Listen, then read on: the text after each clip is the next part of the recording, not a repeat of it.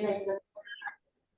Birinchi marta kimyoviy va termik ishlov berib, ham aralash holatda ham kimyoviy ham termik ishlov berib aksariyat olishimiz.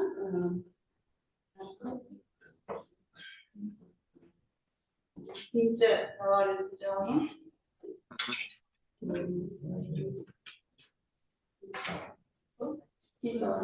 Daha sonra metodika ishlab chiqilganmidi? Ha, ishlab chiqilgan.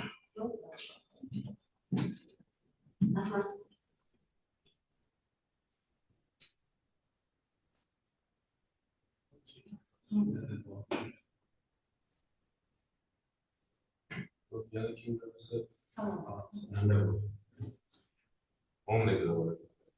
Savol bor ekan, ovoz berasiz. Aha. Marhamat. Juda keyin programda ish bajarilgan. Men ikkita qiziqtirgan savolim bor. O'sha ish juda ham qiziqarli ekan. Men savolim shu, mana siz absorbent olib, yangi absorbentni termik katallikni faollashtirib, temperatura 800 gradusda olib borilganda eng maqbul nima holatga kelgan. Kimyoviy faollashtirganingizda kaliy hidroksidi kislotalardan foydalangan. Savolim shundan iboratki, termik faollashtirganingizda bilan o'sha kimyoviy faollashtirganingizni qaysi birida iqtisodiy jihatdan iqtisodiy samaradorligi yuqori? Qaysinisida masalan, ya'ni hozir sizga tushuntiradigan bo'lsam, temperaturada berganda nimadir yoqiladi, bular 800 gradusga qizdirish uchun. Kimyoviy ishlovda reaktiv ishlatiladi, ular pul turadi. Qaysi birida faollashtirganingizda o'shani ham narxi arzon bo'lishi mumkin. Ko'rganmisiz? Rahmat ustoz, savolingiz uchun. Termik ham kimyoviy ham ko'rgan bo'lsangiz, kimyoviy ishlayotganimizda ham 8 gradusda bu gaz nimasida sharoitida kimyoviy nima termik ham qizdirib ketgan, aralashtirishdan foydalangan. O'sha sarfni kamaytirish uchun, yaxshi aktivlangan absorbent olish uchun e'tibor bergan bo'lsangiz, ham har ikki nimadan ham metodikadan ham foydalanganmiz. Dastlab shu kimyoviy kalibraks orqali kimyoviy ishlov berib, so'ngra esa 8 gradusda bunga faollantirganmiz. Bu bitta ketgan, kimyoviy faollantirganimizda bor. Shuning uchun eng ma'qul sharoitni topgan. Ikkinchi savol o'sha absorpsiyalanish, absorbentingizda absorpsiyalanish koeffitsiyentini o'rganganmisiz? Sig'im. Solishtirma tuzalari o'rganilgan, bet bo'yicha, sertifikat bo'yicha solishtirma tuzalari o'rganilgan. Shu termik faollantirish ortib borishi bilan solishtirma tuzasi ham ortganligini kuzatganmiz. Ya'ni 2 barobarga ortganligi, kimyoviy faollantirganda ham sezilarli darajada ortganligini kuzatdik.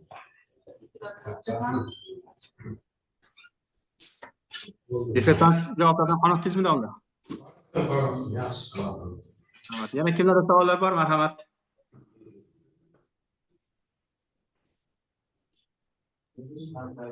Ruxsat bersangiz, assalomu alaykum. Alaykum assalom. Marhamat domla. Assalomu alaykum, hurmatli rais, hurmatli kengash a'zolari. Ilmiy tadqiqot ishi dissertatsiyani juda ham dolzarb masalaga qaratilgan bo'lib, bir ikkita savollar bor edi. Demak, terak va tol daraxti chiqindilari daraxt biomassasidan adsorbent olishga erishilgan. Demak, xomashyo baza O'zbekistonda yetarlimi bunday adsorbentlarni olishga? Bu birinchi savol. Marhamat.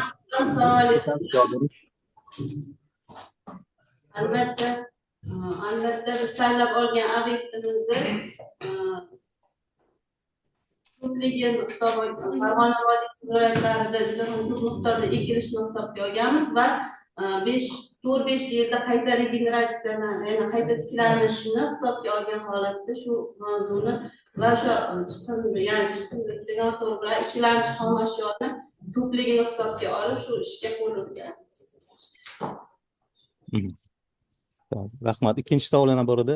Demak, 1 tonna oqava suvlarni tozalash uchun siz taklif etadigan adsorbentni qancha nisbati sarf bo'layapti? Rahmat. Chunki hozirgi kunda har kuni 500 metr kub oqava suvlari gazni qayta ishlash zavodlarida chiqyapti-da. 1 tonna demak oqava suvni tozalash uchun qancha adsorbent sarf bo'ladi? Taxminan 4 kilogramm atrofida adsorbent sarf bo'ladi. Adsorbentimizni qayta regeneratsiya qilish usuli oson bo'lganligi uchun, qayta regeneratsiya xususiyatiga ega bo'lganligi uchun qayta foydalanish imkoniyati ham bor. Shuning uchun taxminan 4 keladi hisoblayman. Tushunarli. Rahmat, savollar yo'q boshqa. Rahmat. Yana kimlarda savollar bor? Marhamat. Assalomu alaykum. Marhamat domla. Alaykum assalom. Assalomu alaykum hurmatli ustozlar. Barchangizni kelayotgan bayram bilan tabriklayman. Menda ham bitta savollar bor edi.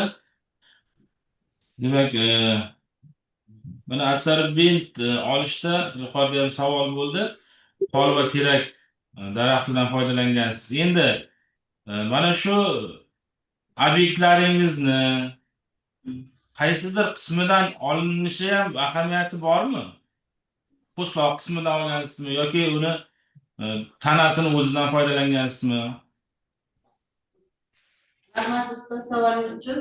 Tana qismi qirindilaridan foydalandik biz. Chunki ko'p miqdorda hosil bo'ladi. Qurilish materiallari olganda ham, yashil istaganda ham ko'p miqdorda qirindilari olinadi, uni quritib karbonizatsiya qilganmiz. Olingan tana qismida. Demak, asosan tana qismidan foydalanasiz.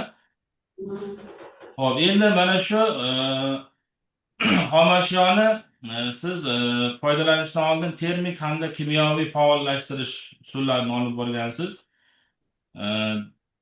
Adsorbentni qo'llashda termik faollashtirib ham alohida o'rgangansiz va kimyoviy faollashtirib ham alohida xossalarini o'rgangansizmi yoki birinchi termik, keyin kimyoviy faollashtirib bittada o'rgangansizmi oxirgi adsorpsion xususiyatini?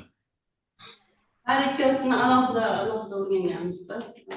Birinchi termik faollashtirib 400 gradusda 500, 600, 708 gradusgacha faollantirib o'sha benzol va azot adsorbentlari. Xo'p, tushundim. Demak, unda tajribalar o'tkazganmiz.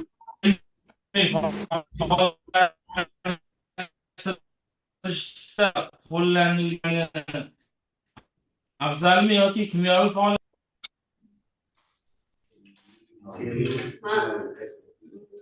Nima natijalar shuni ko'rsatadiki, hosillar tarkibida organik birikmalarni kimyoviy faollantirgan adsorbentlarimiz 97%gacha, termik faollantirgan adsorbentlarimiz 72%gacha tozalagan. Bundan ko'rinib turibdiki, kimyoviy faollantirgan adsorbentimiz ustunroq deb o'ylayman. Yaxshi tozalagan. Va mana shu adsorbentlaringizda shakli granula shakldami yoki kukun shakldami, qanaqa shaklda qo'lladingiz? Granula shaklida qo'lladik, chunki o'simlik poyasida ham 8 gradusga qizdirganimizda o'zi 9 gradusga gravitlash boshlanadi. Shuning granula shaklida yaqin olish uchun granula shaklida foydalanadi. Demak, granula shaklda qo'lladingiz. Granulani o'lchamlari ahamiyatga egami? Ha, ega. Qancha adsorbentni maydalashga sari ularni tuzlasi kengayib, adsorpsiyalash qobiliyati ortadi. Shu suvga solganimizda kukun holatida foydalanishdan ko'ra granula holatda qayta foydalanishga oson bo'lganligi uchun shunga foydalandik. Demak, o'lchami ahamiyatga ega. Ahamiyatga ega. Va savolim davomi kimyoviy faollashtirganda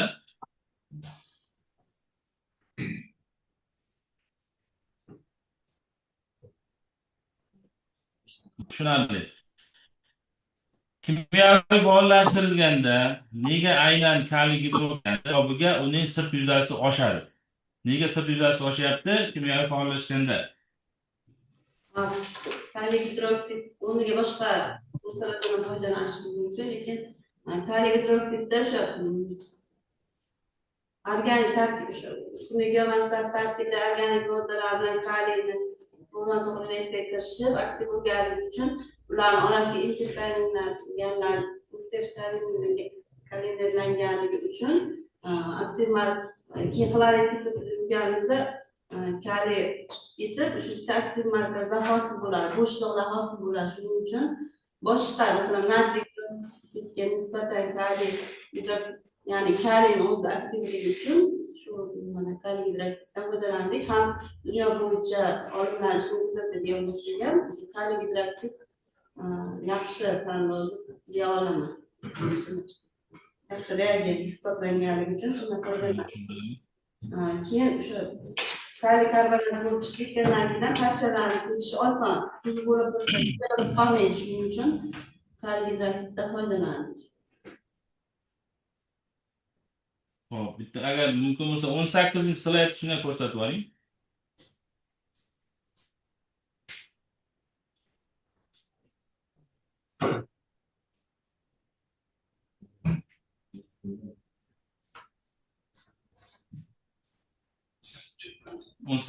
slayd. Mana shu. Shu ma'ruzangiz davomida aytdingizki, mana shu grafiklardan mezo g'ovaklarni ham hosil bo'lganini ko'rishimiz mumkin dedingiz. Siz shuni aytalasizmi, qayerdan qayergacha makro, mikro va mezo g'ovaklarda yutilish ketayotganini ko'rsatib bera olamizmi mana shu grafikdan? Nisbiy bosimni to'rtgacha mikro g'ovaklarga yutilayotganini ko'rish mumkin. Nisbiy bosim yuqori ortgan sari 0.6dan 1gacha mezo g'ovaklar, ya'ni kapillyar kondensatsiya jarayoni bo'layotganligini kuzatdik.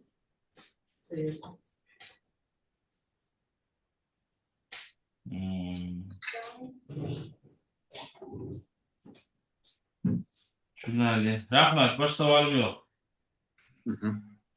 Rahmat. Yana kimlarda savollar bor? Zalda bor ekan, hurmatli rais. Marhamat. 12-slayd shu.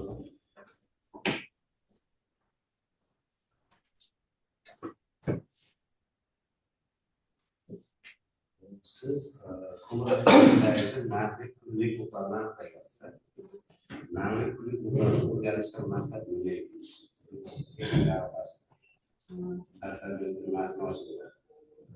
Namlik kunlik miqdori asarbentini lamsiz sellyuloza, geniselluloza, ligament tarkibiga hisoblanadi. Ularni o'sha tuzilganimizdan keyin yoki kimyoviy ishlab berganimizdan keyin ularni shu tarkibidagi guruhlarni o'zgarganligi, masalan, termik ishlov berilganda organik moddalar kuyish natijasida kunlik miqdori ko'p bo'lyapti. Lekin kimyoviy ishlov berilganda esa o'sha kaliy ishqorda eritilganligi va o'sha tarkibidagi organik birikmalarga unchalik ta'sir qilmagan guruhlar o'zgaradi, lekin kuyib ketmaydi oxirigacha tarkibi, asarbentning tarkibi. Masalan, gidroksid, karboksid, karbonat guruhlar faol markazlar rivojlantirilyapti biz u yerda. Shuning uchun kunlik miqdori o'rganganmiz.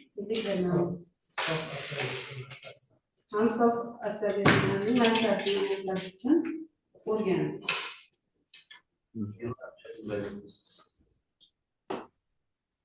Yana savollar bormi? Solishtirma yuzasidan deb bo'ychalargacha 18 yoshgacha ortyapti. Keyinchalik o'zlariga kamaydi. Bunga sabab nima? Bunga sabab o'sha uglerod sikletini yanada mustahkamlayotgan o'sha organik nimalar kuyib tarkibidagi shu bezda shunga o'xshagan organik aromat guruhlar, boshqa guruhlar kuyish natijasida grafitlashayotganligini kuzatdik. 30 gradusda o'sha absorbentlik xususiyati ham kamayganligini kuzatdik. Shuning uchun optimal sharoitda 800 gradusgacha boradi. Prototipda ham mustahkamlanadi, qattiqlashadi. Aksariyatimiz grafizlashadi. Shuning uchun. Ular sxema bor edi, hozir. Yana savollar bormi? Bor ekan. Marhamat. Sxema bo'yicha direkt eshittirasiz, asosiy kanalizatsiya qilgansiz, kalkulyatsiya. Keyin 800 gradusda qistilganingizda kechariga birlashtirib qo'yasiz. Bunda asosiy morfologiyasi qanday o'zgaradi? Plastiklarni faollashtiramiz. Plastiklarni faollashtirish maqsadi o'sha tirik qolgan kaliyni siqib chiqarib ishlash va faol markazlarni, bo'shliqlarni tabiiyatimiz yanada faolligini oshirish. Tabiiyatimiz faolligini oshirish maqsad. Ular Marhamat. Yana kimlar savollar bor? Xo'p, birinchi savolim, nimaga aynan kaliy gidroksid ishlatilgan? Faollashga, natriy gidroksid bo'lmaydi. Undan ancha arzon. Oldindan aytdim, rahmat ustoz, savolingiz uchun. Kaliy gidroksid ishlatishimizdan maqsad shu kaliy natriyga nisbatan faolroq bo'lganligi uchun, organik birikmalar orasiga kira olganligi uchun va flaksda ishlab berganda qaytib chiqib ketganda o'sha parchalangan Natriylar borda bu narsa. Yo'q, bitta farqi bular atom radiusi boshqa narsasida. atom radius. Yo'q. Xo'p, faollashtirishda ishlatyapsiz kaliy gidroksid. Bu ishlatgan kaliy gidroksidingiz faollagandan keyin yuvasiz, to'g'rimi? Yuvganingizda ishlatilgan kaliy gidroksidni qayta ishlatish imkoniyati bormi? Bor. Va siz ishlatganingiz quruqmi yo Quruq, dastlab quruq aralashtirib olib, suv bilan qo'shtiramiz. ya'ni o'sha organik mahsulotlar bilan reaksiya qilishib, organik boshqa hosil qiladi-da. Uni tozalash, undan suvga qo'yilganmi demoqchiman. Keyingi ishlarimizda bahomizda Benzolga nisbatan bo'lgan sortda maqsad nima bo'lgan? Aynan benzolga nisbatan bilganimiz sababi o'sha atrofni ifloslantiruvchi moddalar ichida benzolning xavflisi, benzolning hosillari xavflisi hisoblanganligi uchun ham universal kimyoviy jihatdan demoqchiman. Misol uchun qaysi xossasini ochib beradi benzol? benzol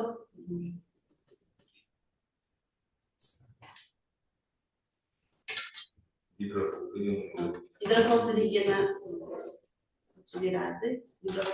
Hop, ko'rdikki, ishlov berganingizdan keyin benzolga nisbatan absorpsion xossalari oshgan.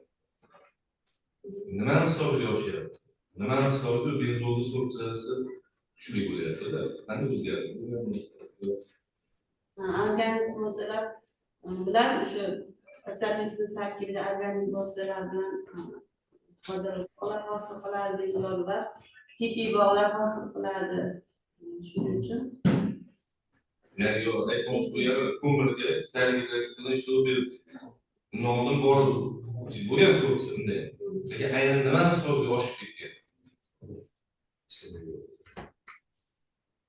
molekullar hajmini o'tganini Bu savol. Marhamat. Yana bormi savollar? Yetarli, ya. Evet, hurmatli kengash a'zolari, savol-javob qismi yakunlandi. So'z talabgorning ilmiy rahbari, kimyo fanlari doktori, professor Ochilov G'olibjon Mo'minusovichga beriladi. Marhamat. Assalomu alaykum. Hurmatli rais, hurmatli kengash a'zolari, hurmatli mehmonlar. Yozma taklifimizni berganmiz. Bunga qo'shimcha qilib talabgorga shunchalik shart-sharoitlar yaratib bergan oila a'zolariga minnatdorchilik bildiramiz. Kengash a'zolariga endi vaqtga shu narsalar qisqaroqlar kengash a'zolariga ham shunchalik savol javoblarni eshitib qo'llab-quvvatlaganliklari uchun hammalaringga rahmat aytamiz. Yozma taklifimizni berganmiz, hurmatli rais. Rahmat. Hop. Rahmat. Navbatdagi so'z dissertatsiya bajarilgan muassasaning xulosasi va ilmiy seminarning xulosalari, yetakchi tashkilot taqrizi, dissertatsiya atrofidagi tushgan tashkilotlardan kelgan taqrizlar bilan tanishtirish uchun ilmiy kotibga beriladi. Marhamat. Rahmat. Bayramxon Mahmud Xonjonovning 12.00.11 kolloid va membrana kimyosi ixtisosligi bo'yicha havo suvlar tarkibidagi organik birikmalarni tozalash uchun kimyoviy tozalash uchun biomassasi asosida uglevodlar solventlar olish texnologiyasi mavzusidagi kimyo fanlari bo'yicha falsafa doktori PhD dissertatsiya ishining bugungi himoyagacha muhokamadan o'tgan quyidagi yig'ilish bayonnomalaridan ko'chirmalar mavjud. 2025-yil 27-sentyabr kuni Qo'qon davlat universiteti kimyo va ekologiya kafedrasida muhokamadan o'tgan. Shu sanadagi 6-sonli bayonnoma. Majlis raisi texnika fanlari nomzodi dotsent Qo'qonboyev, majlis kotibi PhD Ajurboyev. Taqrizchilar dotsent Boymatov va dotsent Ahmadjonovlar tomonidan ishning muhokama qilinganligi va dissertatsiya ishi o'zining dolzarbligi, ilmiy yangiligi, bajarilgan ishlar ko'lami, nazariy va amaliy ahamiyati bilan Oliy attestatsiya komissiyasi tomonidan qo'yilgan talablarga javob berishi ta'kidlab o'tilgan. Majlis qaroriga ko'ra, talabgor Payg'ambarning kimyo fanlari bo'yicha falsafa doktori ilmiy darajasini olish uchun bajarilgan dissertatsiya ishini Qo'qon davlat universiteti huzuridagi ilmiy daraja beruvchi ilmiy kengash qoshidagi ilmiy seminarda muhokamadan o'tkazishga tavsiya etilgan.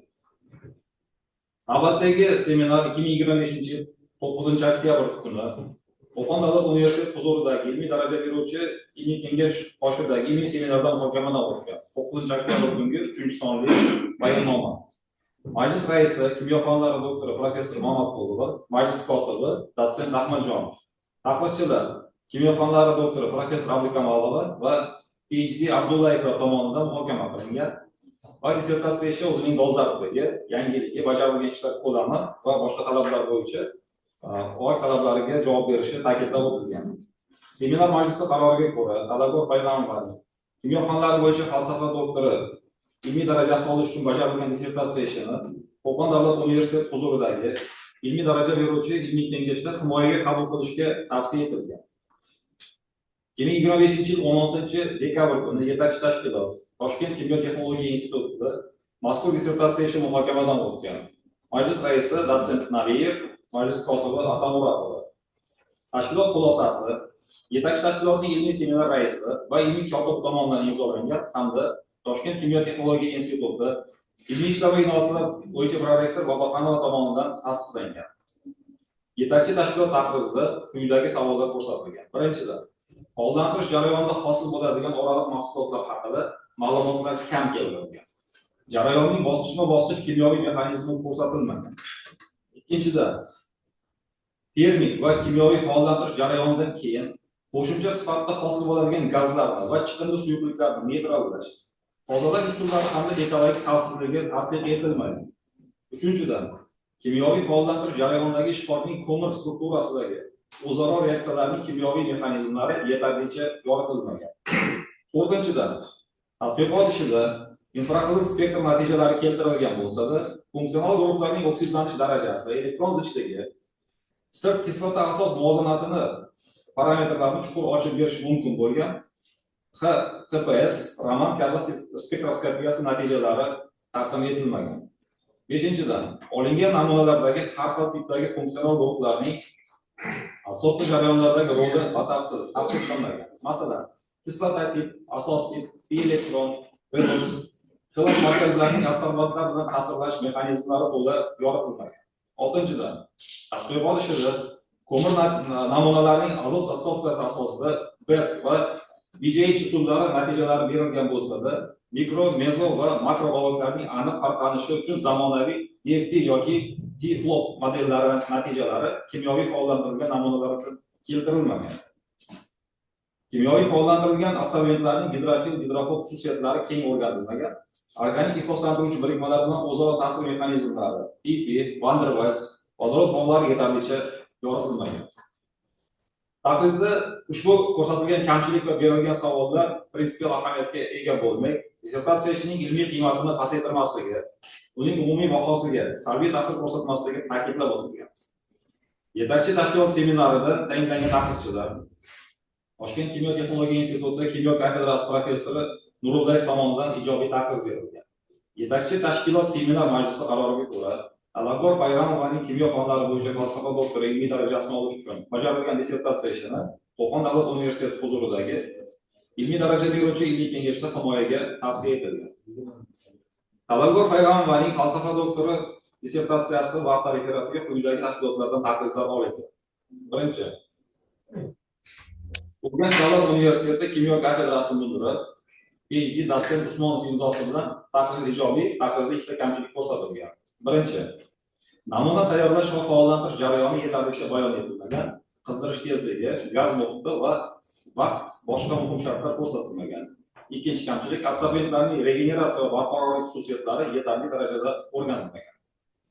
Ikkinchi taqriz, Buxoro davlat texnika universiteti neft va gazni qayta ishlash texnologiyasi kafedrasi mudiri, texnika fanlari doktori Achilov imzosi bilan taqriz ijobiy.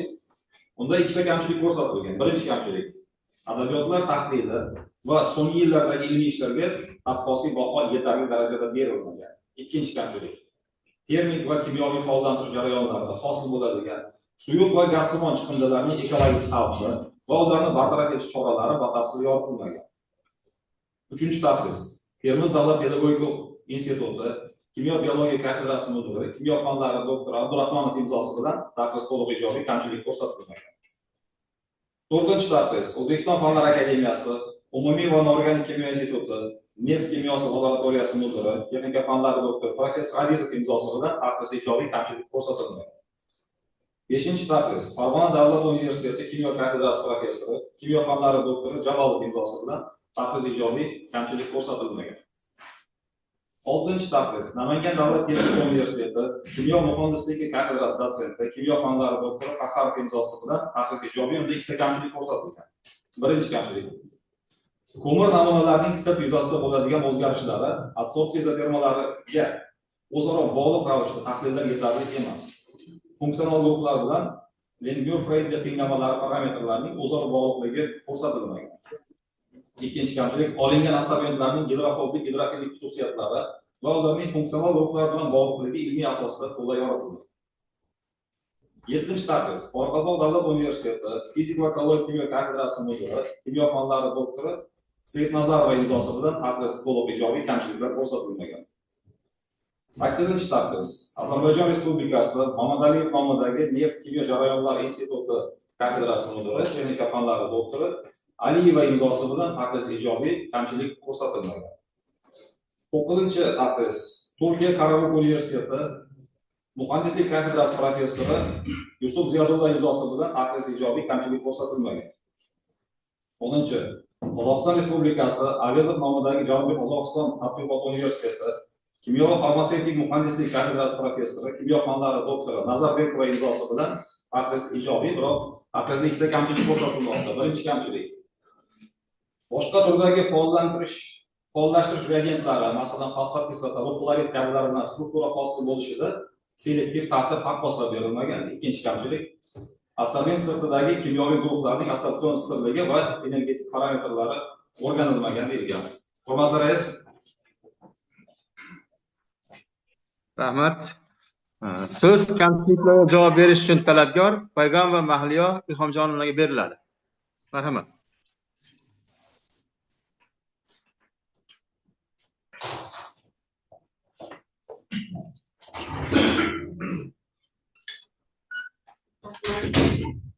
Yetakchi tashkilot o'rtasida keltirilgan kamchiliklarga javobim. Birinchisi, o'simlik yonmasasining karbonizatsiya va kimyoviy faollantirishi jarayonida dastlab sellyuloza, gemisellulyoza va lignin parchalanish natijasida past molekulyar uchuvchan birikmalar, simolassimon moddalar hamda kislorod funksional skelet shakllanadi. Keyingi bosqichda faollantiruvchilarning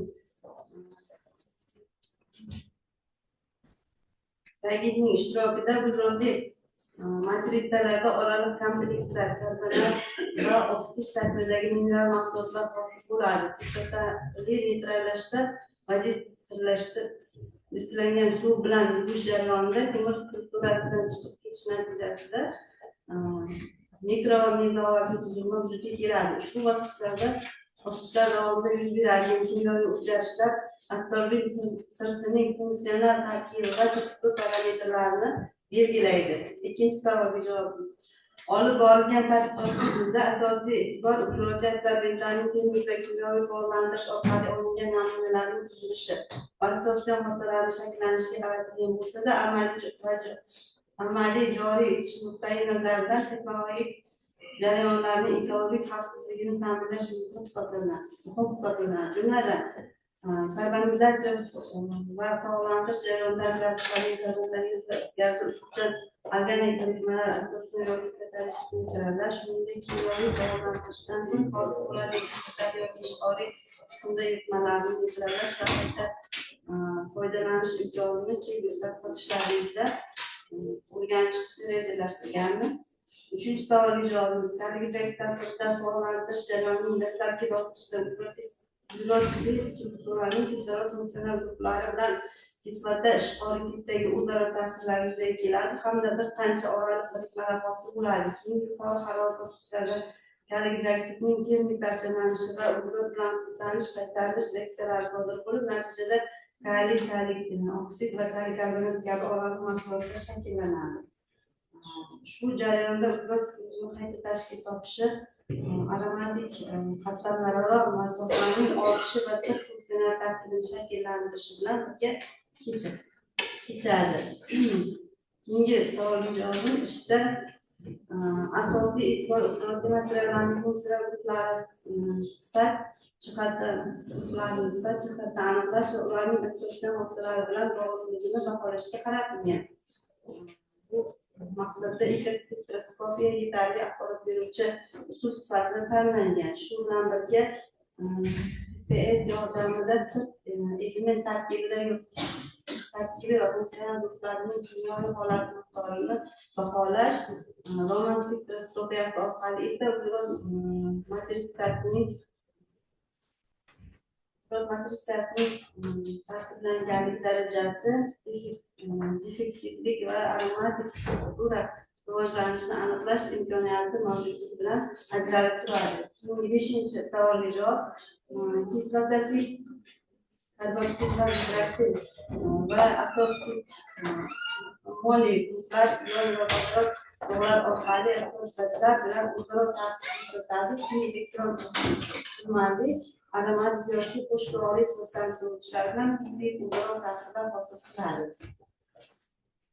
6-chi savolga javobimiz ushbu zamonaviy modellardan foydalanish orqali g'oliblarning hajmiy taqsimoti va shakli, mikro va mezo g'oliblarning aniq ulushi, shuningdek sirt maydoni va g'olib o'lchamlari orasidagi o'zaro bog'liqlikni yanada sifatli baholash mumkin bo'ladi. Termik faollantirilgan namunalar uchun tekshiruv natijalari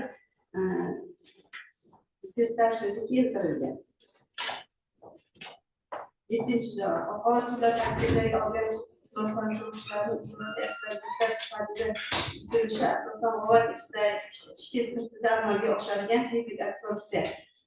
Aromatik tuzilishga ega moddalarda turli o'zaro ta'sirlar, shuningdek asabiyt sirtidagi funksional guruhlar bilan vodorod bog'larining elektrostatik o'zaro ta'sirlari hisobiga yuz beradi.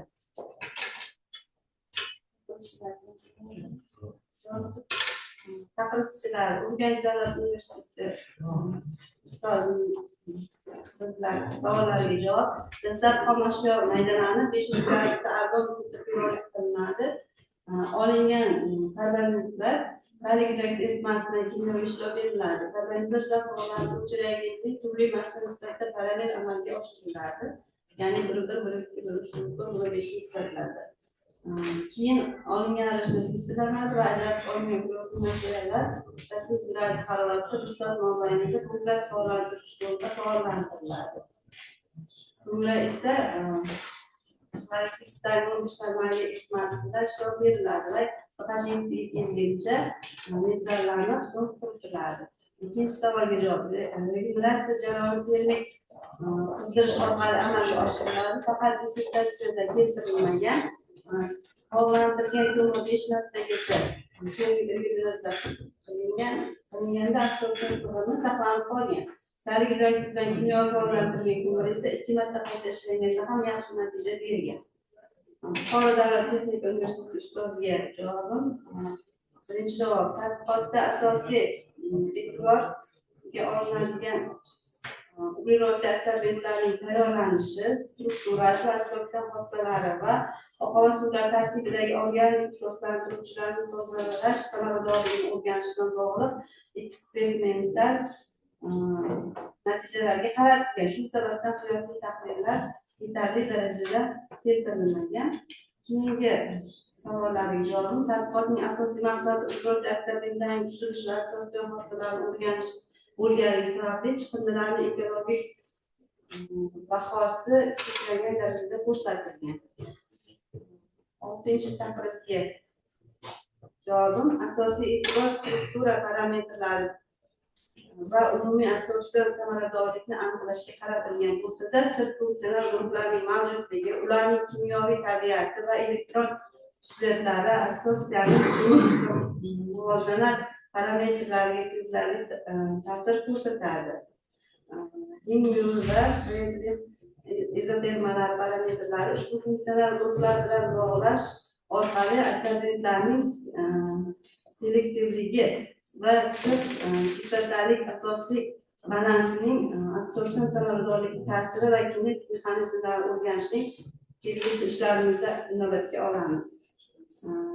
Keyingi bizga javobim, olingan ko'mir namunalari tarkibidagi kislorodli funksional guruhlar gidrofillikni oshiradi. Aromatipli elektron tizimlarida esa organik gidrofob molekulalar bilan selektiv o'zaro ta'sirlarni hosil qiladi. Qozog'istondan kelgan ustozga javobim, birinchi tariq idrosi bilan bog'lantirish natijasida rivojlangan mikro va mezoqovatli tuzilma va sirt funksional guruhlar hosil bo'ladi, ammo boshqa reagentlar bilan bog'lantirish jarayonida g'ovak shakllanish mexanizmi, sirt kimyosi va absorpsion xossalari sezilarli farq qiladi. Shu sababli kelgusi ishlarimizni inobatga olamiz.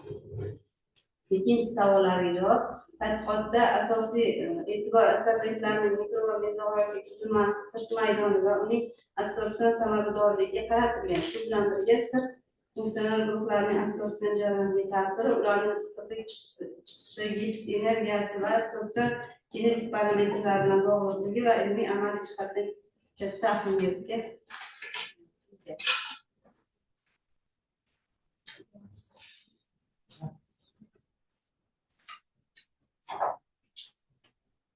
Rahmat.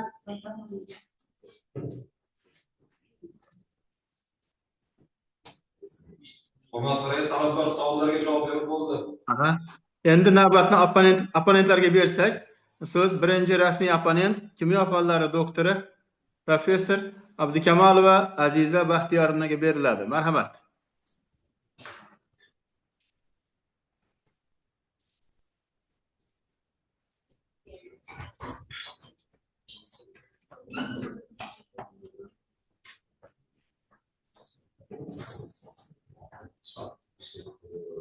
Hurmatli rais, aloqaga chiqmadi. Ikkinchi abonentlar zalda ruxsat bersangiz o'qib bersa. Mayli. So'z ikkinchi rasmiy opponent texnika fanlari doktori professor Eshmetov Izzat Do'stimbekovga beriladi. Marhamat. Assalomu alaykum. Kengash a'zolari. Payg'ambar Mahbiya Muhammadjonovaning oqova suvlarining tarkibidagi organik birikmalar tozalash uchun o'simlik biomassa asosida uglerodlarni olish texnologiyasini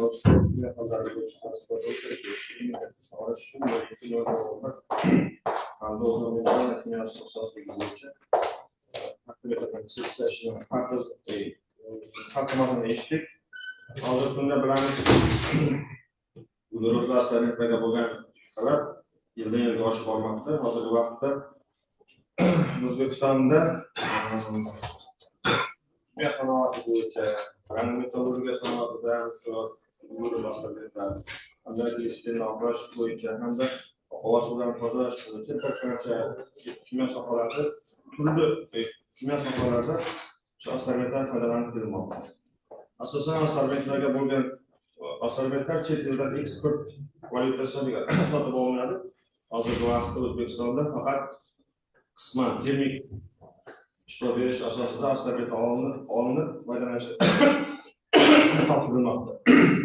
Ushbu ishning ham termik faollantirish birinchi 800 gradusgacha bu yordamida, keyin kimyoviy faollantirish, kimyo faollantirish orqali faollantirish olingan. Demak, termik faollantirilgan asarbetdan yuzasi 250 cm3 grammgacha tashkil qilgan bo'lsa, kimyoviy faollantirish, hidroksida faollantirib olingan asarbetlar esa 4 barobar 1020-1030 gram santimetrgacha oshirilgan. Ushbu ish yuzasidan demak maqsadi va vazifalarni tasvir yoritilgan. Demak, asosiy joylarga to'xtalib o'tadigan bo'lsak, ushbu 16 ilmiy ish chorlatilgan, jumladan dissertatsiyaning asosiy ilmiy natijalari bo'yicha 9 ta ilmiy maqola, shu 7 tasi respublika hamda 2 tasi xorijiy tillarda nashr etilgan. Dissertatsiyaning kirish qismida tadqiqotning maqsadi, vazifalari bayon qilingan, tadqiqot obyekti predmetni tasdiqlangan, ishning O'zbekiston Respublikasi xizmat texnologiyalarining ustuvor yo'nalishlariga muvofiq yoritilgan. Dissertatsiyaning oqova suvlarni tozalashda qo'llaniladigan texnologiyalar va ularning ekologik samaradorligi deb nomlangan birinchi bobida sanoat va mahalliy oqova suvlarni organik birikmalar bilan ifodlanishi va ular tarkibidagi ularning tabiatga ta'siri, oqova suvlarning organik birikmalarni tozalash qo'llaniladigan an'anaviy va zamonaviy texnologiyalar, ug'urli materiallarning tavsifi va ularning sarson texnologiyalarida qo'llanilishi, o'simlik biomassasidan ug'urli asarbet olishning afzalligi va istiqbolli haqida ma'lumotlar keltirilgan.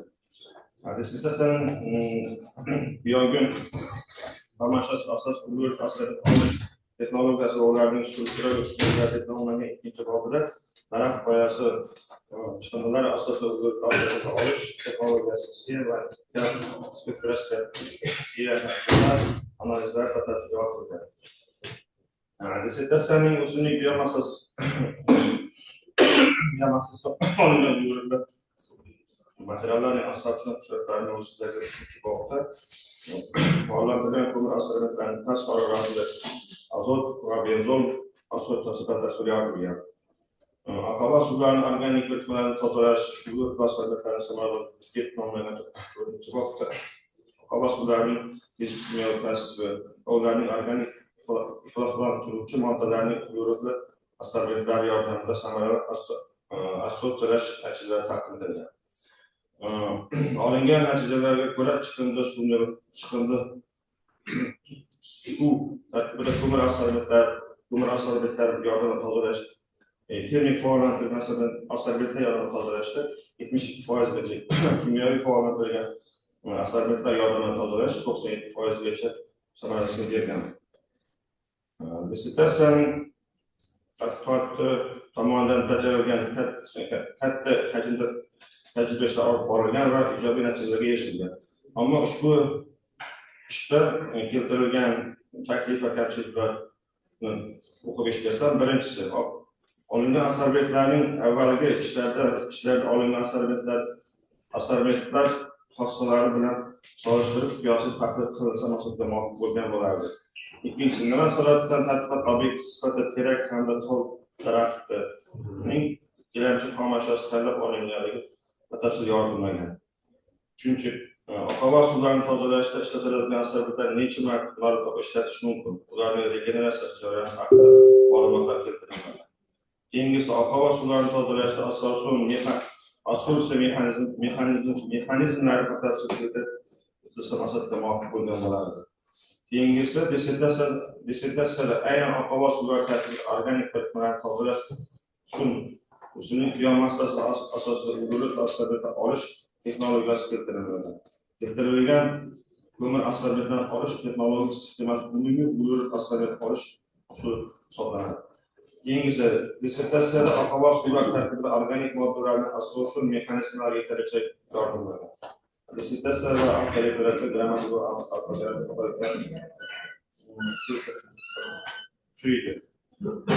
Bayramov ma'muriyat hamkorlar havo suvlar tarkibida organik moddalarning o'simlik biomassasi asosida uglerod asqorbati olish texnologiyasidan ishlab ilmiy tadqiqot ishlari yuqorida keltirilgan kamchiliklar dissertatsiya ishining saviyasiga salbiy ta'sir ko'rsatmaydi deb hisoblayman. Dissertatsiya referati va chop etilgan ilmiy maqolalar dissertatsiya asosiy mazmuniy bo'la boshladi. Yuqorida keltirilgan fikrlarga tayangan holda Bayramov ma'muriyat hamkorlarning havo suvlar tarkibida organik moddalarni tozalash uchun o'simlik biomassasi asosida uglerod asqorbati olish texnologiyasi mavzusidagi bajarilgan ishi O'zbekiston Respublikasi Oliy ta'lim fan oliy asosiy komissiya talablariga javob beradi. Talabgor Payg'ambar Mahmud Ikromjonova 12.11 kaloriy va membrana kimyosi ixtisosligi bo'yicha kimyo fanlari bo'yicha tadqiqot o'tkazib tegishli ilmiy darajasiga olishga loyiq deb hisoblayman. Rasmiyat G'aniyev professor ishlim.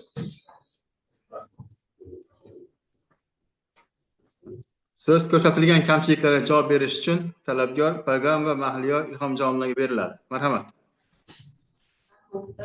Texnika fanlari doktori professor Izzat Do'stmurodovga hurmatli yoshlarimizni dissertatsiya ishini batafsil tahlil qilganliklari uchun minnatdorchilik bildiraman. Keltirilgan kamchiliklarga va tavsiyalarga javoblarim quyidagicha. Birinchi savolga javobim olingan aksariyatlarning strukturaviy va absorpsion xossalari bizdan ilgari olib borilgan tadqiqotlar natijasida olingan ko'mir aksariyatlar bilan qiyosli tahlil qilish ishining ilmiy asoslanganligini yanada mustahkamlashi mumkin edi.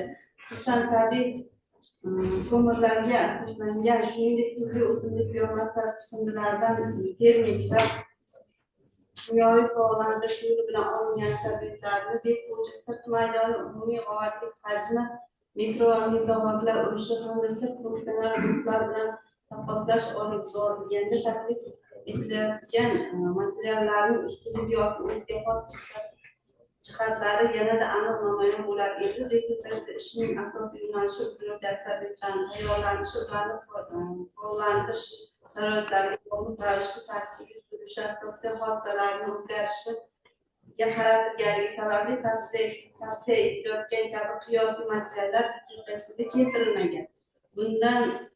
Bunday qiyosiy yondashuvlar bilan kelgusi ishlarimizga istiqbolli reja sifatida belgilab olamiz.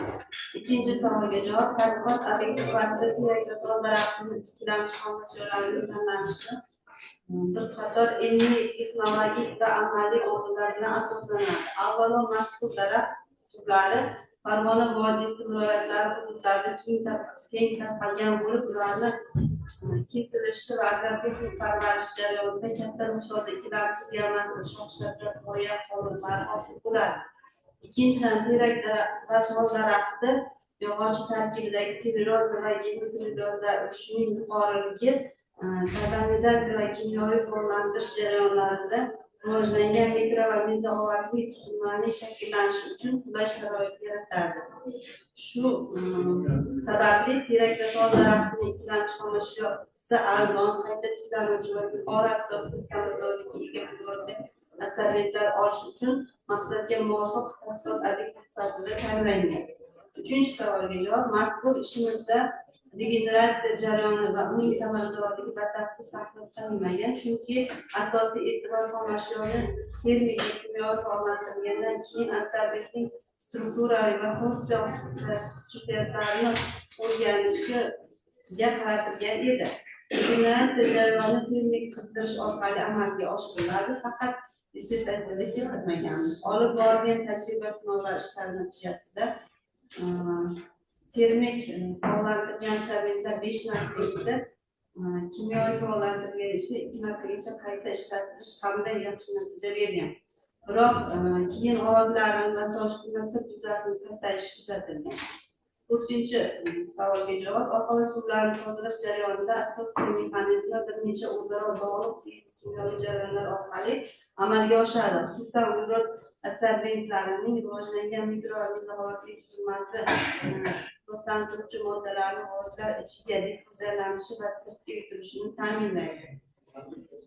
Shuningdek, absorbent sirtida mavjud bo'lgan kislorodli funksional hududlar bilan suv muhitidagi organik va noorganik ifloslantiruvchilar o'rtasida kimyoviy va fizik bog'lanishlar yuzaga keladi.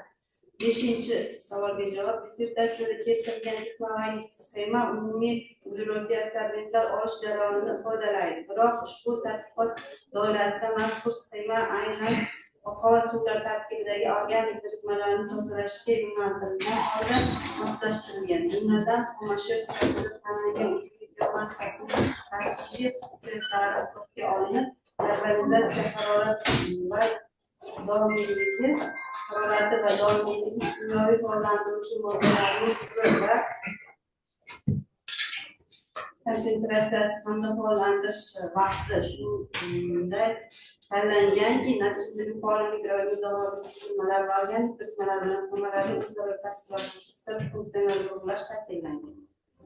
Shu sababli texnologik sxema umumiy xarakterga ega bo'lsa-da, dissertatsiyada keltirilgan eksperimental hujjatlar va tanlangan texnologik rejimlar uni aynan organik birikmalarni tozalash uchun mo'ljallangan uglerodli absorbentlar olish texnologiyasi sifatida asoslashga xizmat qiladi. Oltinchi savolga javob.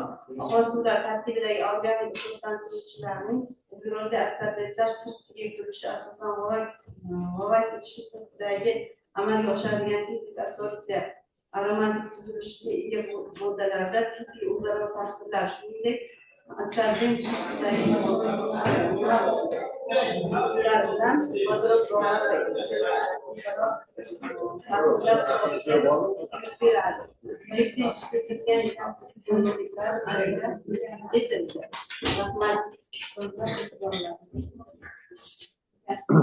Izzat Do'smurodovich, berilgan javoblardan qoniqish hosil qildingizmi?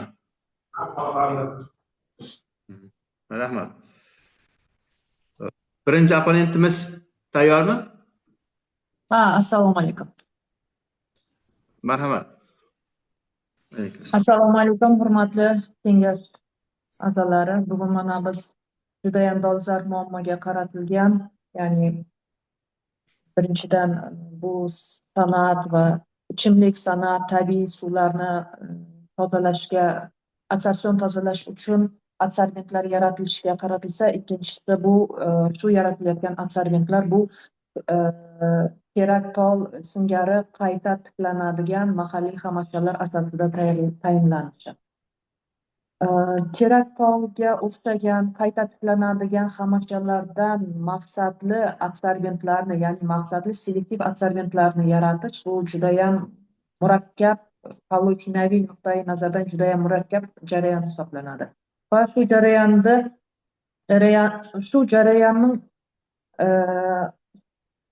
olish jarayonining shariatlarini maqsadli bajarish, maqsadli olib borish, ya'ni optimal temperatura, optimal aktivatorlar, faollantiruvchi moddalar, reagentlarni, ularning nisbatlarini, sarfi va boshqa xususiyatlarni tanlash bu asosiy shu ishning maqsadi hisoblanadi. Bu maqsadga erishish uchun albatta to'g'ri tanlangan vazifalar qo'yilgan va bu vazifalarni hal qilish natijasida ishning asosiy yutuqi, ishning ilmiy yangiligi yaratilgan. Ya'ni shu joyda asosiy shu ishning ilmiy yangiligiga to'xtab o'tsam, ya'ni shu biomassadan uglerod yo'qotilishini kamaytirish, ya'ni uglerodli absorbentlar o'nimini oshirish bilan birga olingan materiallarda g'avaqli taqsimotini boshqarish va kimyoviy faollash orqali, nafaqat termik va kimyoviy faollash orqali, ya'ni kaliy gidroksidini tanlangan holda faollash orqali g'avaqlik strukturasi bilan birgalikda olingan materiallarda, ko'mir materiallarida yuzasida tegishli funksional guruhlarini va uning miqdorini maqsadli boshqarish imkoniyati yaratilgani bu ishning asosiy ilmiy yangiligi hisoblanadi. Ya'ni har qanday uglerod saqlovchi biomassani faqatgina termik va kimyoviy faollantirish natijasida uglerod unumi yuqori bo'lgan va selektiv xususiyatga ega bo'lgan adsorbentlari olish mumkin emas. Ya'ni faqatgina to'g'ri tanlangan yo'nalish bilangina shu maqsadga erishish mumkin. Ya'ni adsorpsion bugungi kunda judayam dolzarb bo'lgan adsorpsion jarayonlarga mos keluvchi yangi adsorbentlarni yaratish. Mana birinchi hurmatli professor Izzat Do'stumbatovich Eshmetov bu borasida qolgan mohiyatlarni batafsil ochib berganligi sababli men faqatgina shu o'zim to'g'ri deb hisoblangan, o'zim muhim deb hisoblangan ilmiy yangilikning bir punktiga to'xtab o'tdim. Endigi tarafida faqatgina qisqa qilib ismning endi kamchiligi deb aytmayman, mulohaza va tavsiyalarni bildirishni istayman. Birinchisi, adabiyotlar sharhida biomassa asosidagi uglerodli adsorbentlar bo'yicha manbalar yetarli yoritilgan bo'lsa ham, biroq tahliliy qismini kuchaytirish maqsadiga muvofiq bo'lgan bo'lar edi. Xususan 2024-25 yillardagi xorijiy ishlarda keng qo'llaniladigan ikki bosqichli termik, kaliy ishqori va boshqa faollantiruvchi moddalar bilan faollash yordamida mikro, mezo va makro g'avotlar shakllanish mexanizmlarini qisqacha bo'lsa ham solishtirma tahlil qilinsa, shu bobning, ya'ni birinchi bobning ilmiy qiymatini oshirgan bo'lardi. Ikkinchisi, tadqiqot obyekti sifatida tol va terak biomassasini tanlanishi amaliy jihatdan asosli. Ammo ilmiy mezonlar, kimyoviy tarkib, kul miqdori, lignin sellyuloza ulushi va boshqa xususiyatlari qisqa solishtirma asos keltirsa maqsadga muvofiq bo'lar edi. Shu bilan birga boshqa keng tarqalgan biomassa chiqindilariga nisbatan aynan ushbu xomashyoning afzalliklari aniq ochib berilishi lozim edi. Uchinchisi, real havo suvlar bo'yicha sinovlarda neft mahsulotlari tarkibi,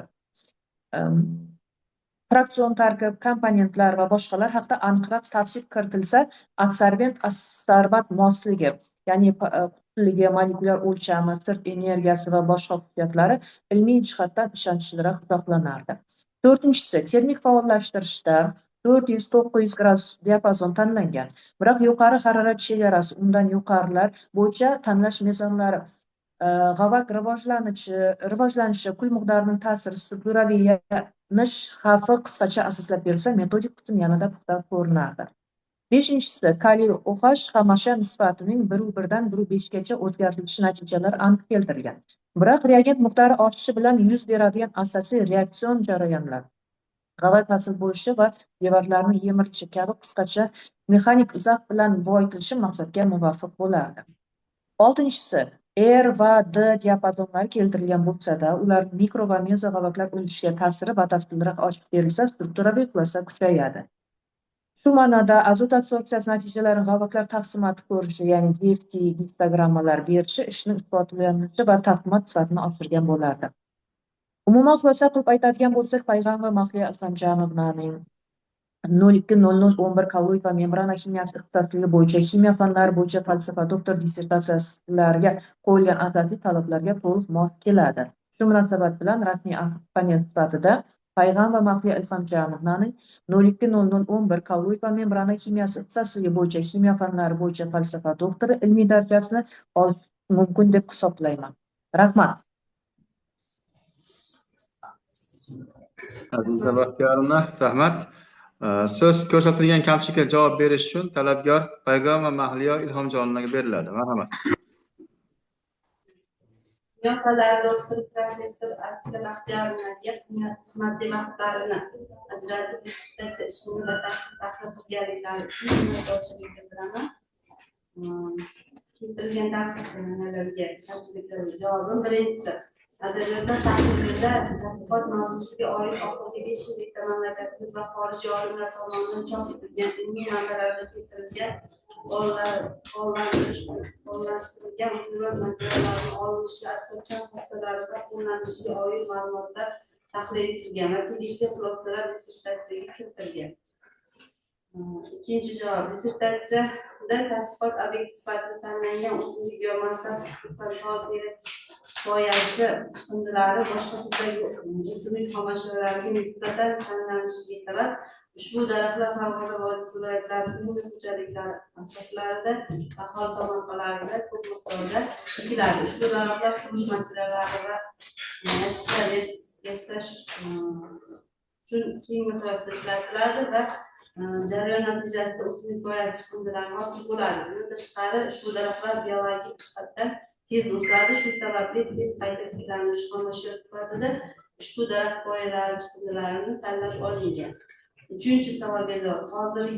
Hozirda olib borilgan tajriba sinov ishlarida asosiy maqsad neft va gazni ishlab chiqarish boshqarmasi real oqova suvlar tarkibidagi suvda erigan neft mahsulotlarini o'simlik biomassasi asosida olingan absorbentlarni tozalash samaradorligini aniqlashdan iborat bo'lib, shu sababli ularning neft mahsulotlarini fraksion tarkibi va asosiy komponentlarini selektiv tozalash samaradorligini batafsil tasvirlamaganmiz. Ushbu kamchiliklarni bartaraf etish maqsadida doktorlik ishimizning tegishli qismida neft mahsulotlarining yengil va og'ir fraksiyalari, aromatik va alifatik uglevodorodlar ulushi, shuningdek ularning molekulyar o'lchami va qutblik xususiyatlari bo'yicha tajribalar o'tkazib olingan ma'lumotlar asosida tegishli izohlar kiritiladi.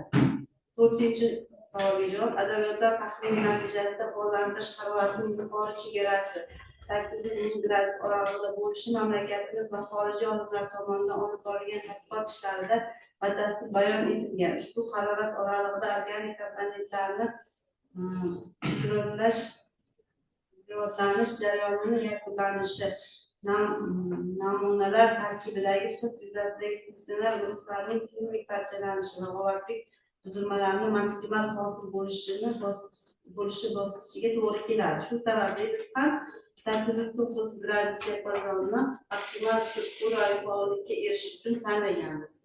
5-savolga javob. Kaliy gidroksiz miqdori ortishi bilan uglev matrisasida ishqoriy faollantirish kuchayadi. Past nisbatlarda esa kaliy gidroksidining integratsiyasi va redoks reaksiyalari hisobiga mikroorganizmlar hosil bo'ladi. Yuqori nisbatlarda esa karbon sklerotitining qisman yemirish natijasida mikroorganizmlar kengayib, mezorganizmlar shakllanishiga o'tadi.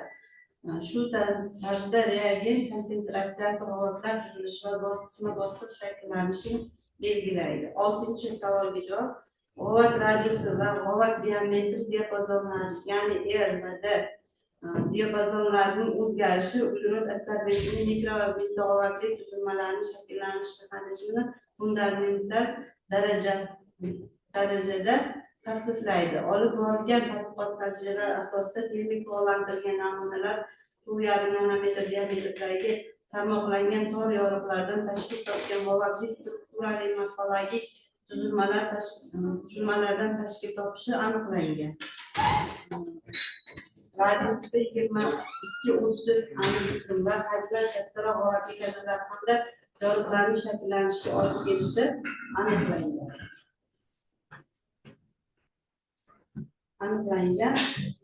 Ushbu strukturaviy transformatsiyalar azot absorpsiya izotermalarida pastki ichki bosimlarda mikroorganizmlarga xos keskin absorpsiya o'sishi va o'rta bosimlarda mezog'ovaklarni tavsiflovchi gisterezis halqalari bilan to'liq mos keladi. Olingan DFT tahlili natijalarida faollantirish sharoitlari kuchaygani sari mikroorganizmlar ulushi ma'lum chegaragacha ortishi, undan keyin esa ularning bir qismi kengayib, mezog'ovaklarga o'zgarishi ko'rsatilgan. E'tiborlaringiz uchun rahmat.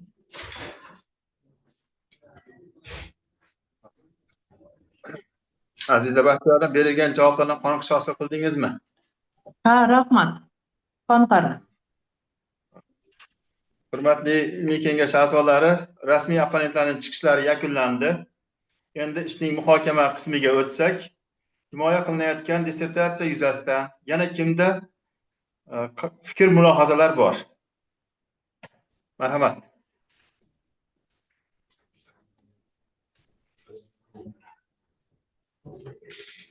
Kengash a'zolaridan bormi?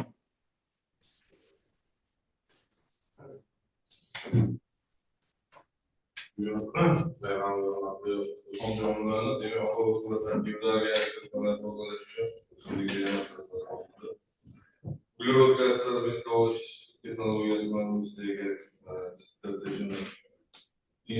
hakikaten disiplinli işe dolsa hozirgi kunda o'zi tashqi iqtisodiyot va ekologiyaga katta e'tibor qaratyapti va qayta tiklanadigan aspektlar olish regeneratsiyasi bor. Hattoki ularda yana ko'rilyapti xomashyo bazasi ham juda ham keng va maqsadli foydalanilyapti. Shuning uchun har tomonlama mavzu ham to'g'ri tanlangan dolzarb deyman. O'zim qo'llab-quvvatlayman. Keyingi ishlarga omad, bu ishni yana davom ettirish kerak deb o'ylayman. Qolganlarni ham qo'llab-quvvatlash chaqiraman. Rahmat domla. Yana kimda fikr mulohazalar bor? Hurmatli rais, ruxsat bersangiz, Marhamat.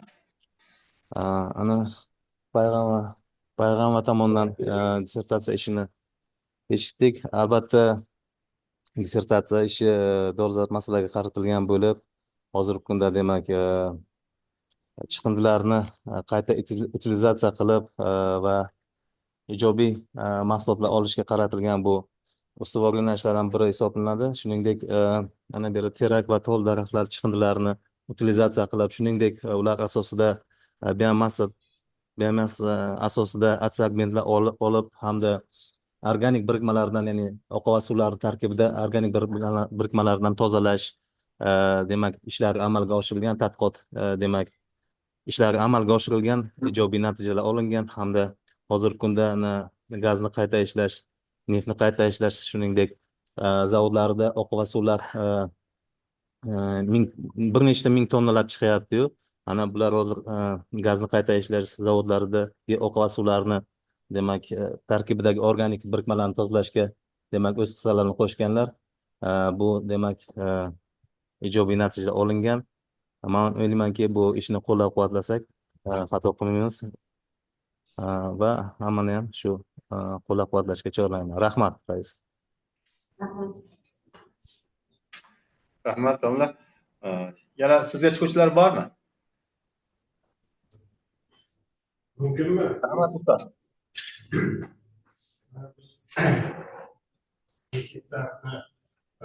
Mana shu bajargan dissertatsiya ishlarini eshitdik. Bundan tashqari tahrirchilarni o'sha tahrirlarni eshitgan holda bu qizimiz albatta juda ham dolzarb mavzuni tanlab olgan. Mana hozirgi aytib o'tildi. Birinchidan mana shu xomashyoning ko'pligi. Xomashyo bizni mana O'zbekiston sharoitida terak, tollar, ularning chiqindilari, demak bu xomashyoning ko'pligidan shu dissertatsiya mavzusi to'g'ri tanlab olinganligidan dalolat beradi. Ikkinchidan mana shu olingan absorbentni demak yuqori darajada o'sha absorpsiyalash qobiliyati.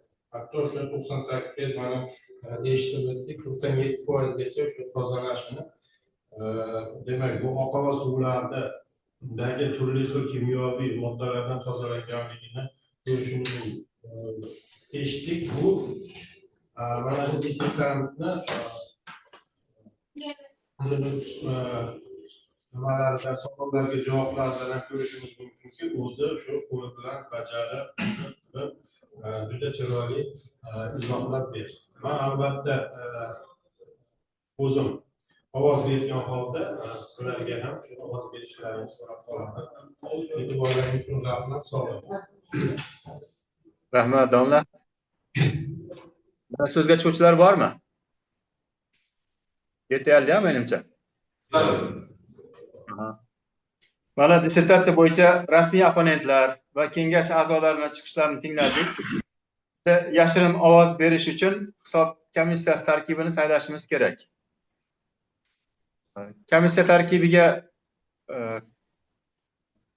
qanday demak takliflar bor kiritishga? Taklif bor, hurmatli rais. Hisob komissiyasi raisligiga professor Ismoilov, professor Mamadaliyev va dotsent Boymatovlar taklif qilinadi. Nomzodlar.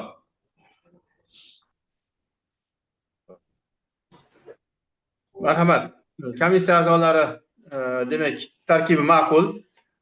Demak bu a'zolarni demak tarkib ma'qul deganlar ovoz berib tasdiqlashingizni so'rayman.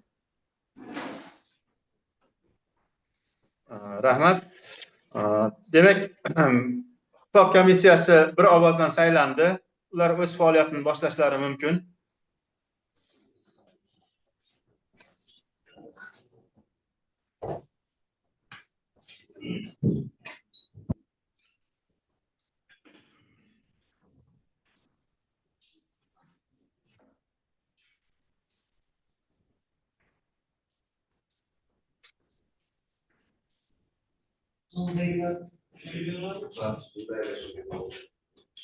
Onlayn ishtirok etayotgan kengash a'zolari Telegramga ovoz berib olsangiz, guruh qabul yozilgan Telegram bu kengash guruhiga.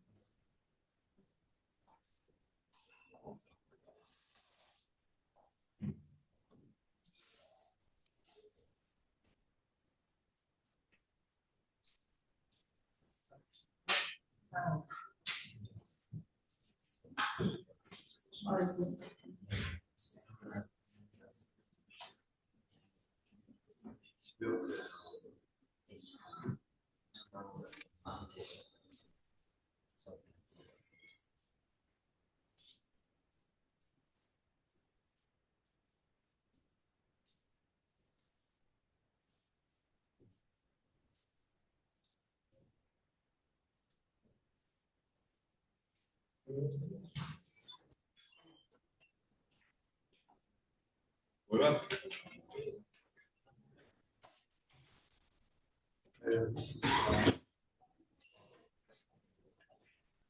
Ovozlarni hisoblash jarayoni yakunlandi.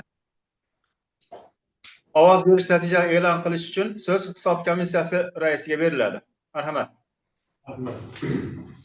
Hisob komissiyasi majlisining bayonnomasi 2025-24 dekabr To'qon shahri. Saylangan komissiya tarkibi: Ismoilov rais, Boymatov, Mamatalievlar a'zo. Komissiya Parg'amova Mahliyo Ilhomjonovnaning kimyo fanlari bo'yicha falsafa doktor PhD ilmiy darajasini olishga qo'yilgan dissertatsiyasi yuzasidan yashirin berilgan ovozlarni sanash uchun saylangan. Ilmiy kengash tarkibi 15 kishidan iborat etib tasdiqlangan. Ilmiy kengash tarkibida hal qiluvchi ovoz berish huquqi bilan qo'shimcha ravishda hech kim kiritilmadi. Majlisda ilmiy kengash a'zolaridan 14 kishi, shu jumladan ko'rib chiqilayotgan dissertatsiya ixtisosligi bo'yicha 8 nafar fan doktori ishtirok etdi. 14 ta byulleten tarqatildi, bitta byulleten tarqatilmay qoldi. Uchada 14 ta byulleten borligi aniqlandi, ya'ni 7 ta offline, 7 ta online. Ovoz berish natijalari: Parg'amova Mahliyo Ilhomjonovnaning kimyo fanlari bo'yicha falsafa doktor PhD ilmiy darajasini berish bo'yicha quyidagicha ovoz berildi. Tarafdorlar 14 ta 100%, qarshilar yo'q, yaroqsiz deb topilgan byulletenlar yo'q. Hisob komissiyasining raisi Ismoilov, komissiya a'zolari Boymatov, Mamataliyev. E'tiborlaringiz uchun rahmat. Hisob komissiyasi bayonnomasini tasdiqlash haqida qanday takliflar bor? Rahmat. Demak, bayonnoma tasdiqlansin degan kengash a'zolari ovoz berishlarini so'rayman. Rahmat. Qarshilar yo'q, betaraflar yo'q. Bayonnoma bir ovozdan tasdiqlandi. Endi kengash xulosasi loyihasi muhokamasiga o'tamiz. Kimda qanday takliflar bor? Asos uchun qabul qilish mumkin, hurmatli rais. Rahmat. Kengash xulosasi asos uchun loyihasi tasdiqlansin degan kengash a'zolari ovoz berishlarini so'rayman. Qarshilar yo'q, betaraflar yo'q. Kengash xulosasi bir ovozdan tasdiqlandi. Sizlarga ish yuzasidan dissertatsiyaning tasnifiy belgilari loyihasi tarqatilgan. Dissertatsiyaning tasnifiy belgilarini muhokamasiga o'tamiz.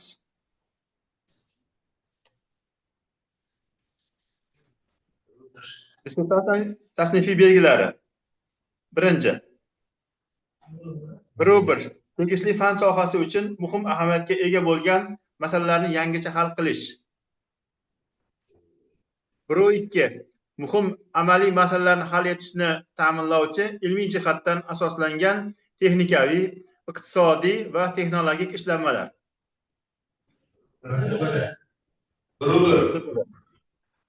Ikkinchi, dissertatsiya natijalarining yangilik darajasi. 2-1 natijalar yangi, 2-2 ayrim natijalar yangi emas, 2-3 natijalarning ko'p qismi yangi emas. 2-1. Uchinchi, dissertatsiya natijalarining qiymati 3-1 juda yuqori, 3-2 yuqori, 3-3 katta. 3-2. To'rtinchi, dissertatsiya mavzusining ilmiy tadqiqot ishlari rejalari bilan bog'liqligi. 4-1 mavzu davlat dasturiga yoki xalqaro tadqiqotlar dasturiga kiradi. 4-2 mavzu tarmoq dasturiga, Fanlar akademiyasining rejalariga, tarmoqlar aro ilmiy texnikaviy majmualar, tarmoqlar aro davlat birlashmalari rejalariga yoki tashkilotning mavzular rejasiga kiradi. 4-3 tashabbuskor ish. 4-2. Beshinchi, amaliy ahamiyatga molik dissertatsiya natijalaridan qay miqyosda foydalaniladi? 5-1 davlatlar aro miqyosda. 5-2 tarmoqlar aro miqyosda. 5-3 tarmoq miqyosida. 5-2. Oltinchi, amaliy ahamiyatga molik dissertatsiya natijalaridan qay miqyosda foydalaniladi? 6-1 keng foydalanishni talab qiladi. 6-2 keng foydalanishni talab qilmaydi.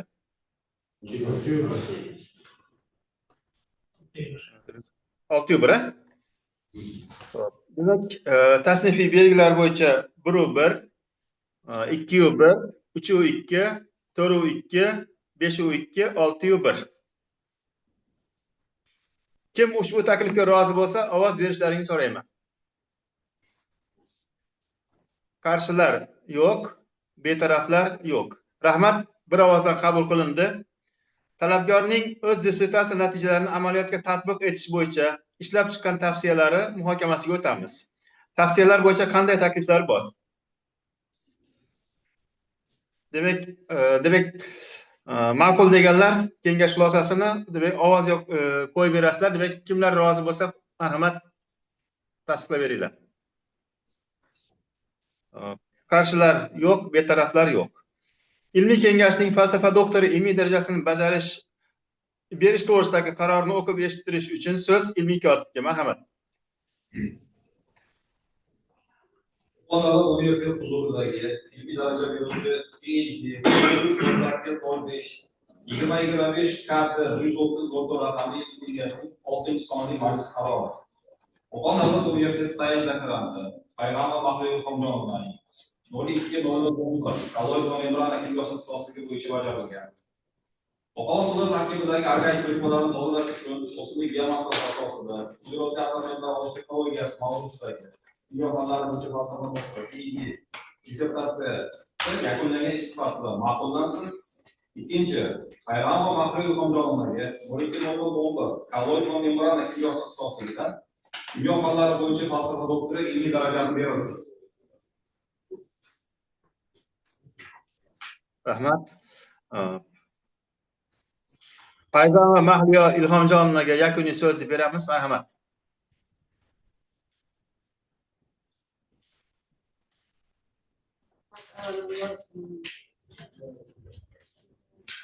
Matbuotlarning aylanib kelib eshitganlaringizga rahmat. Avvalambor ota-onamga rahmat deyman.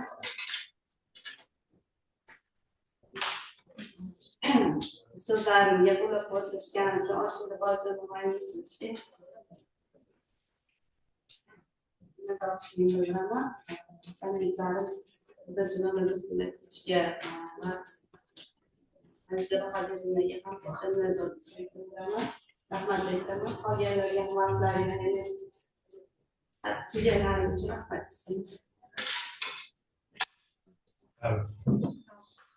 Shu bilan bugungi kun tartibidagi masala muhokamasi tugadi. Dissertant va uning ilmiy rahbarlarini, oila a'zolarini muvaffaqiyatli himoya bilan tabriklayman. Kengash ishida qatnashgan barcha a'zolarga ham tashakkur bildiraman. Sog' salomat bo'linglar.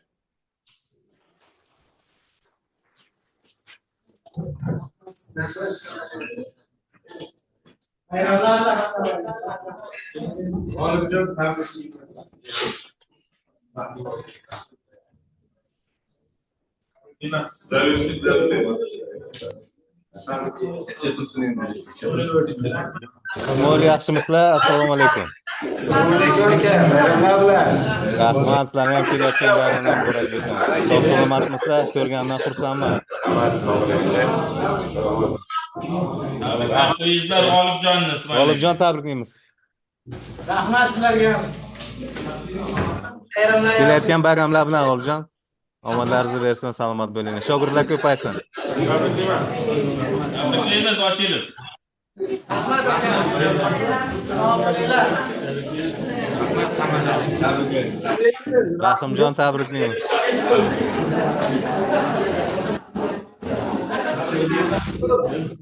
Davron aka, yaxshimisiz? Sog'lig'im oldim.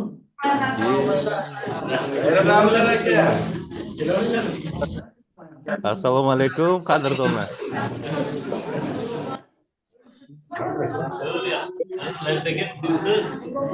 Yaxshimisizlar? Sog'liklar yaxshimi? Charchamasdan kelayotgan bayramlar bilan. Assalomu alaykum. Rahimjon, tabriklaymiz. Omadlaringizni bersin. Salomat bo'ling.